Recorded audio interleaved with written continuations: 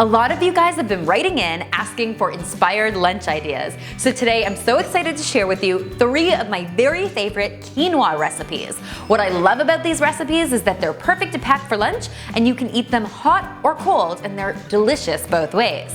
Today I'm going to show you my Chinese fried quinoa, my tangy Thai quinoa, and my cheesy broccoli quinoa. All 3 of these are protein packed, they're super delicious, and they're all vegetarian. The best part about them is that if you wanted to add meat for extra protein, you totally could. You could easily add some shredded chicken or steak, or even a little bit of canned tuna. So let's start by talking about how to cook our quinoa. Now it used to be that you would rinse your quinoa first. Most quinoa now comes already rinsed, so you don't have to sweat it. In my quinoa, I like to use vegetable stock. You can also use chicken stock, beef stock, mushroom stock, or just plain water. All will do, but I find that the stock just gives the quinoa an additional level of flavor.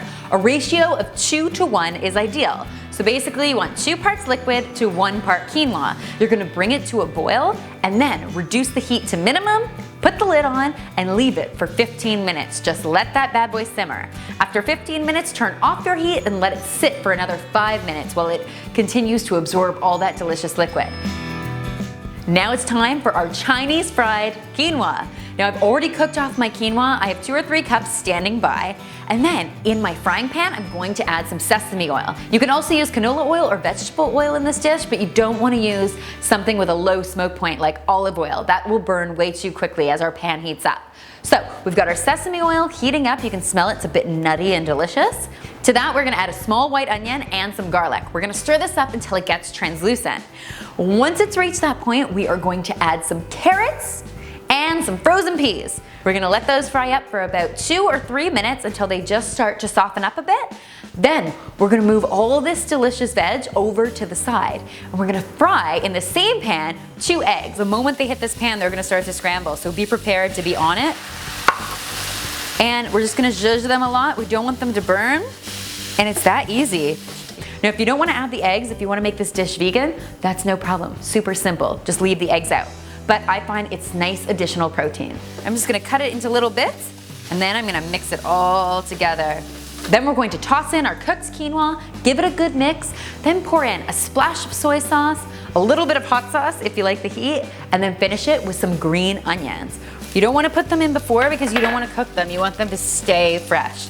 And boom, you have Chinese fried quinoa that is absolutely delicious, both hot and cold. Perfect for lunch.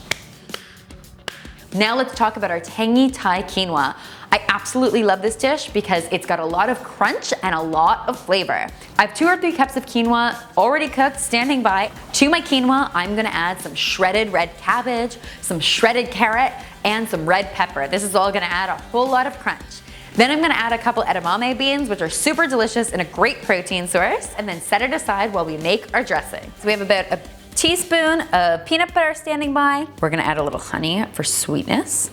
The juice of half a lime for some nice sour. Some soy sauce, don't be shy. And then some red chili flakes for heat. Finish it with 1 clove of garlic and some freshly grated ginger. Give it a good stir. If you're feeling like it's too thick, you could add a little more soy sauce or just add a drizzle of oil to it. And then pour it all over your beautiful tangy Thai quinoa. This stuff is absolutely unbelievable. And the best part is it's great on its own, or you could add some fried shrimp or a little bit of chicken. It's really, really versatile. For our cheesy broccoli quinoa, we are starting with 2 cups of vegetable stock and 1 cup of quinoa. We're gonna pour that into a saucepan and let it come to a boil.